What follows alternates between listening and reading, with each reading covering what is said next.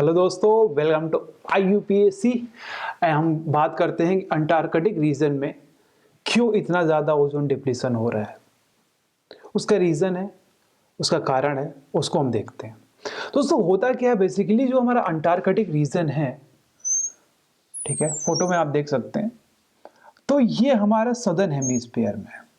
यहाँ पे southern hemisphere में और दो ट्रॉपिक्स की लाइन है, tropic of Cancer, tropic of Capricorn. तो होता क्या है दोस्तों, जब 21 जून या जून कह लें आप, प्रिसाइजली 21 बोलिए या 20 जून, सन यहाँ पे ओवरहेड करता है। सूरज चाचा जी यहाँ रहते हैं। सूरज चाचा जी जब हमारे ट्रॉपिक ऑफ कैंसर पे रहते हैं तो हमारा सदर्न हेमिस्फीयर में विंटर शुरू हो जाता है। ठीक है, हमारा यहाँ पे विंटर शुरू हो जाता है। जब हमारे यहाँ पे विंटर शुरू हो जाता है दोस्तों, तो ये जो हमारा अंटार्कटिक रीजन है, इस रीजन में ठंडी बढ़ जाती है और ठंडी बढ़ने के साथ साथ एक क्लाउड फॉर्म होता है, वो है पोलर स्ट्रेटोस्फीयर क्लाउड। अब आगे की कहानी हम देखते हैं। तो देखिए दोस्तों, अंटार्कटिक रीजन जो हमारा होता है ये काफी कोल्डर हो जाता है जून के महीने में, जब उनकी ठंडी पड़ती है। ठीक है, जून के महीने में जब विंटर पड़ती है, तब पिछले लेक्चर में, और आप यहाँ फोटो भी देख सकते हैं कि यहाँ पे जो हमारी रिएक्शन थी HCl प्लस ClONO2 की जो रिएक्शन थी, ये रिएक्शन होनी शुरू हो जाती है। उसका सबस्ट्रेट, उसका कैटालिस्ट, पॉजिटिव कैटालिस्ट क्या होता है? पोलर स्ट्रेटोस्फीयर क्लाउड, जो PSC फॉर्म हुआ है। पोलर स्ट्रेटोस्फीयर इनको रिएक्शन फॉर्म कर देता है, क्लोरीन फ्री होता है, उसके बाद वो जाके आपका ओजोन से टकराता है, ओजोन से ऑक्सीजन फ्री करता है, क्लोरीन मोनोऑक्साइड बनाता है। उसके बाद फिर मोनो ऑक्सीजन से रिएक्शन करके क्लोरीन प्लस ऑक्सीजन बनाता है, फिर क्लोरीन फ्री होता है, फिर ओजोन से रिएक्शन करता है। इस तरह से चेन रिएक्शन चलती रहती है। मतलब एक क्लोरीन 1000 हमारे ओजोन को डिप्लीट करता है, काफी ज्यादा। ओके, तब देखिए अब क्या होता है कि O3 होता है, ये ऑब्जॉर्व करता है सनलाइट को। जब ये सनलाइट को एब्जॉर्ब करता है और टेम्परेचर हमारा बढ़ता है, जैसे हम एल्टीट्यूड में बढ़ते हैं ऊपर की तरफ, स्ट्रेटोस्फीयर में जब ऊपर जाएंगे तो हमारा टेम्परेचर बढ़ेगा। ठीक है, ये स्ट्रेटोस्फीयर की प्रॉपर्टी है हमारी। इसके बाद क्या होता है कि ये हमारे यहाँ से हमारा ओजोन डिप्लीट होना शुरू हो जाता है। ये ओजोन डिप्लीट होता है तो यहाँ से ऑक्सीजन रिलीज होता है, और ऑक्सीजन जब रिलीज होता है तो ये कूल, ऑक्सीजन कूल होता है, ठंडा होता है। ये कूल होता है तो मतलब ठंडी है और ठंडा आ रहा है, तो ये पॉजिटिव फीडबैक की तरफ फिर से PSC, पोलर स्ट्रेटोस्फीयर क्लाउड बनाने में मदद करता है। क्लियर? अब ये PSC जब बनाने में इसने मदद किया तो एक चीज बनती है जिसे आप याद रखें, अंटार्कटिक वॉर्टेक्स बनता है। जो ये कूलिंग हमारा एयर है ना, इससे वॉर्टेक्स बनता है। वॉर्टेक्स ऐसे बनता है, जो जो जो जो जो जो स्प्रिंग को आप मोड़ते जाएं थोड़ा और ज्यादा हाथ को देखें, ऐसे वॉर्टेक्स बनता है। ये वॉर्टेक्स बनता है, सर्कुलेटिंग एयर होती है। ये सर्कुलेटिंग एयर है जो ठंडी है, ऑक्सीजन कंटेनिंग है, तो ये क्या करेगी? हमारा इनहेंस कर देगी ओजोन डिप्लीशन की प्रॉपर्टी को। ओजोन डिप्लीशन क्या हमारा बढ़ जाएगा। तो ये हमारा पॉजिटिव कैटालिस्ट होती है, जो वर्टेक्स बनता है अंटार्कटिक पे ओजोन डिप्लीशन के लिए। ठीक है, तो इस दोस्तों जब ये वर्टेक्स बनता है तो कभी तो खत्म होता होगा। तो देखिए, जून में हमारा सन होता है ट्रॉपिक ऑफ कैंसर पे, फिर वो आएगा हमारा सितंबर पे। सितंबर में कहां पे होगा, कहां पे सन ओवरहेड करेगा? ये करेगा हमारा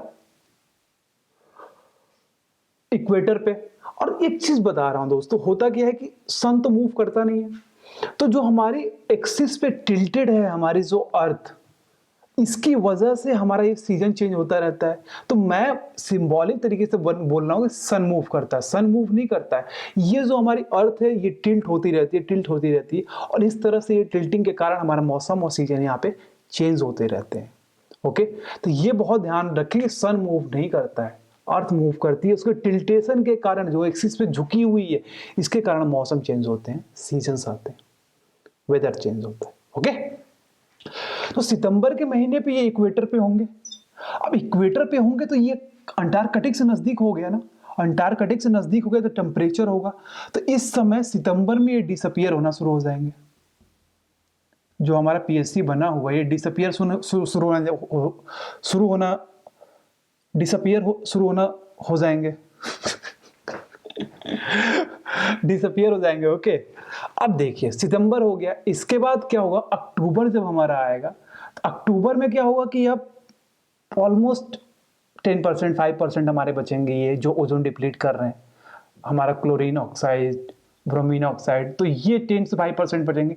नवंबर में कंप्लीटली ये खत्म हो जाते हैं, कंप्लीट एंडिंग हो जाती है। ठीक है, तो नवंबर में यहाँ पे ओजोन डिप्लीशन खत्म हो जाता है। तो ये रहा कंप्लीट क्यों हमारा अंटार्कटिक में ओजोन डिप्लीशन हो रहा है। सो थैंक्स फॉर वाचिंग दोस्त। तो दोस्तों होता क्या है कि हमारा जो अर्थ है इसको मैंने दो भागों में डिवाइड किया है, पहला नॉर्दर्न हेमिस्फीयर, दूसरा सदर्न हेमिस्फीयर। तो हुआ क्या दोस्तों, जो ओजोन डिप्लीशन हुआ है सदर्न में वो हमारा अंटार्कटिक पे हुआ है, और नॉर्दर्न हेमिस्फीयर में जहां पे सबसे ज्यादा ओजोन डिप्लीशन हुआ है दैट इज इंग्लैंड। ओके, सबसे ज्यादा वहां पे हमारा हुआ है क्या, ओजोन डिप्लीशन हुआ। क्यों हुआ है, क्योंकि यहाँ पे एब्रप्टली क्या हुआ कि यहाँ का टेम्परेचर डाउन हो गया, जो अपर एटमॉस्फेयर है उसका हमारा क्या हुआ, टेम्परेचर डाउन हो गया।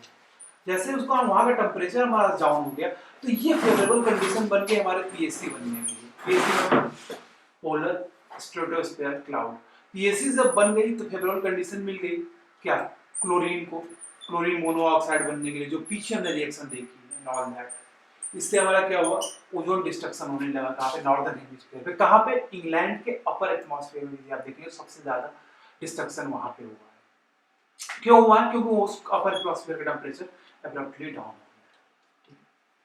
दूसरी चीज क्या है कि इसको कैसे हम नापते हैं कि ओजोन में कितना डिप्लीशन हो चुका है। तो एक इंस्ट्रूमेंट है, डॉप्सन साहब ने, डॉप्सन अंकल है, चाचा है हमारे, मिलते हैं रोशन से।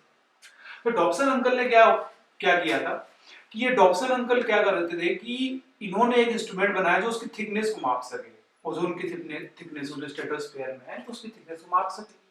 तो इसी को, इन्हीं के नाम पे हमने बोल दिया कि क्या है, ओजोन स्ट्रेटोफोटोमीटर। ये है जो जिससे हम क्या करते हैं, ओजोन को नापते हैं कितना डिस्ट्रक्शन हो चुका है। सो थैंक्स फॉर वाचिंग दोस्तों। यदि कोई डाउट हो तो please comment with down and have a nice day.